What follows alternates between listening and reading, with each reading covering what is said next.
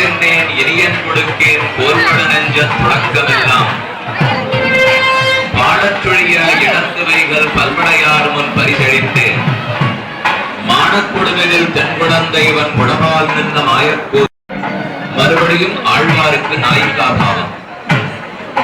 இனி என்னிடத்தில் கொடுப்பதற்கு அவர் காதல் மிகுந்திருக்கிறபடியால் ஒருவேளை பெருமான் கைவிட்டு விடுவாரோ, தோழிகள் இழந்து விடுவார்களோ, இதோ அவ்வெம்பெருமானுடைய தென் குழந்தை வன் குடமால் நின்ற மாயக்கூத்தன் பெரும் குளம் அங்கிருக்கும் மாயக்கூத்தன் ஆடல் பறவை உயர்ந்தவல் போர் ஆழிவலவனை ஆதரித்தேன். பகவான் என் பரிசழிக்க மாட்டார், என்னை கைவிட்டு விடமாட்டார்.